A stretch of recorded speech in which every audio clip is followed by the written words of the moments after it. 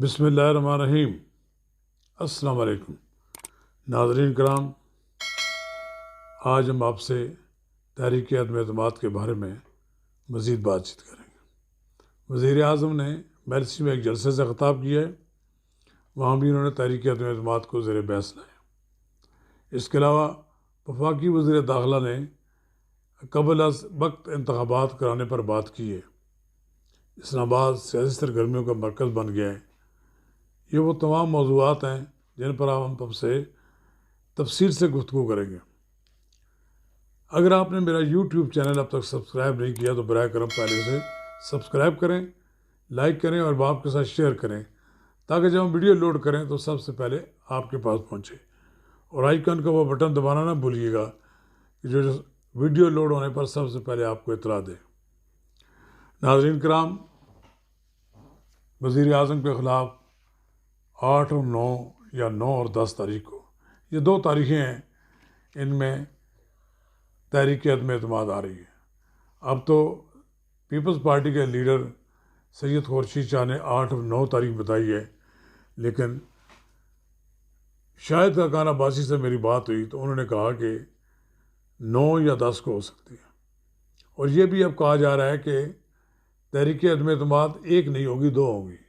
एक तहरीक अदम-ए-एतमाद स्पीकर के ख़िलाफ़ होगी और दूसरी वज़ीर आज़म के ख़िलाफ़ होगी, ताकि स्पीकर वज़ीर आज़म की तहरीक अदम-ए-एतमाद को नाकाम बनाने में कोई अपना रोल अदा ना कर सके।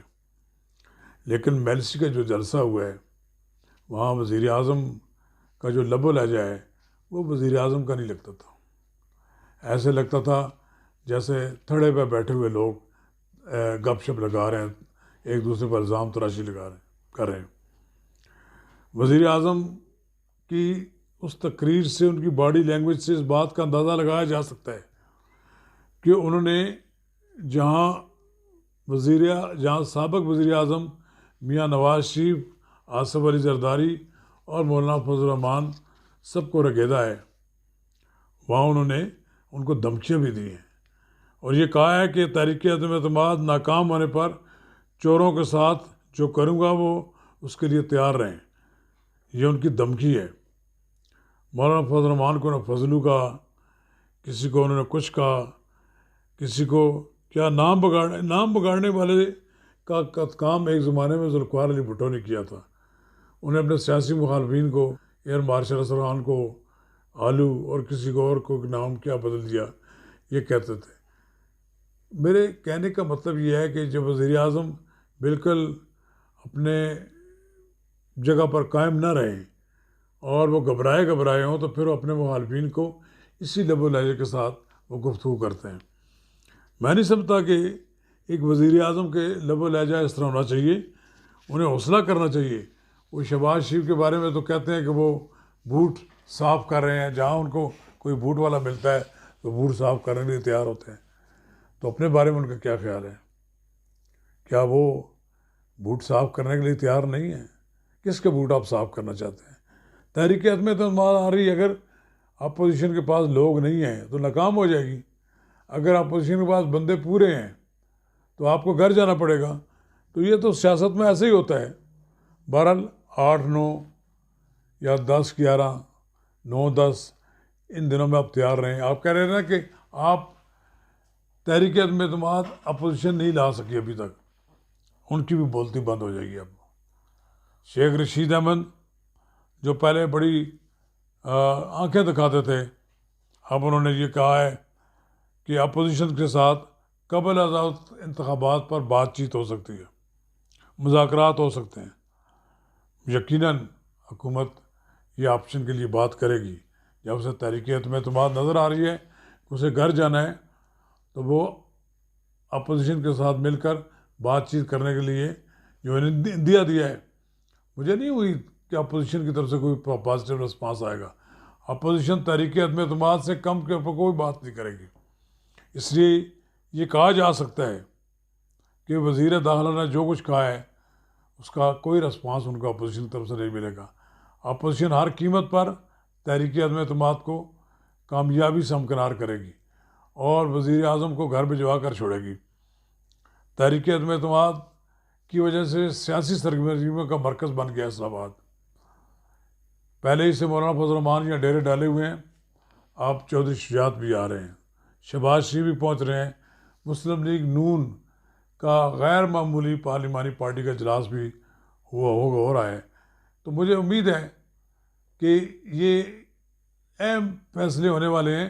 इसी तरह मियाँ शहबाज शरीफ ने मुस्लिम लीग नून के तमाम अरकान को बाहर जाने से रोक दिया है, सबको कहा है कि इस्लामाबाद में मौजूद रहें, और यही बात पीपल्स पार्टी ने भी की है कि उन्होंने भी अपने अरकान को पाबंद कर दिया है कि वो यहाँ से मूव ना करें।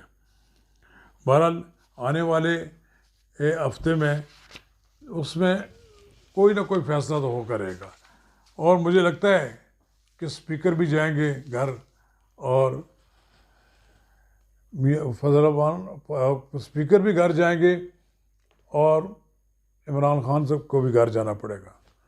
मैं ये समझता हूँ कि ये जो सूरत हाल पैदा हुई है, इसमें बड़ी सूरत हाल जो है उसमें हुकूमत की पोजीशन बड़ी कमज़ोर हो चुकी है।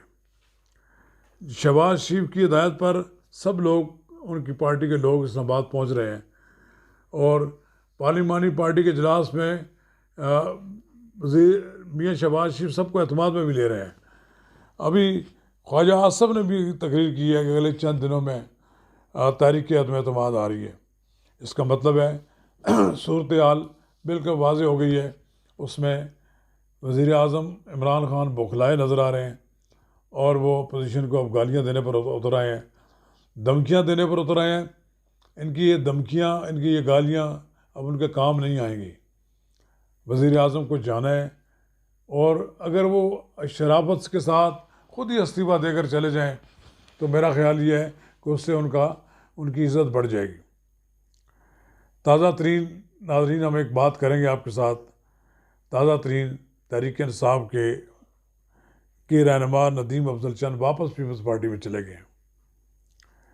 तहरीक इंसाफ की बड़ी विकेट गिर गई है। ये वज़ीर आज़म इमरान खान के खुसूसी मावन थे, लेकिन काफ़ी अरसा से वो तहरीक इंसाफ की सरगर्मियों से डिसएसोसिएट कर चुके थे।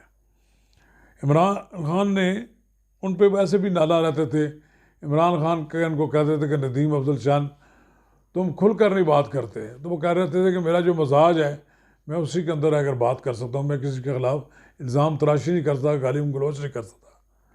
नदीम अफजल चंद जब तहरीक इंसाफ में शामिल हुए थे तो मैंने उनको उस वक्त एक पैगाम दिया था, और मैंने उनको ज़ाहिर ताज़ियत किया था। मैंने कहा था कि आपने एक ऐसी पार्टी को छोड़ दिया जहाँ से आपने कैरियर का आगाज़ किया। उस वक्त तो शायद उन्हें अपनी गलती का एहसास नहीं हुआ, लेकिन जो मैंने उनसे ज़ाहिर ताज़ियत किया था, आज तक उन्होंने वो महफूज करके अपने पास रखा हुआ है। आज वो कह रहे हैं कि मुझसे गलती हुई थी। मैं समझता हूँ कि एक सियासतदान ने अब तहरीक इंसाफ का बड़ा मेला छोड़ दिया है। उन्होंने वापस पीपल्स पार्टी ज्वाइन किया, जिसका कोई अभी मुस्तकबिल भी नहीं है, लेकिन अपनी पार्टी ज्वाइन वापस किए हैं। तो मैं ये समझता हूँ कि नदीम अफजल चंद ने जो फ़ैसला किया है, ये उनका एक सही फ़ैसला है। एक सियासी कारकुन को अपनी जमात में ही रहना चाहिए जहाँ से उनकी परवरिश हुई है। पीपल्स पार्टी में रहकर उनको ज़्यादा इज़्ज़त होगी। उनको पीपल्स पार्टी से निकल जाने से जो नुकसान हुआ है वो वापस आकर ही हो सकता है। शुक्रिया।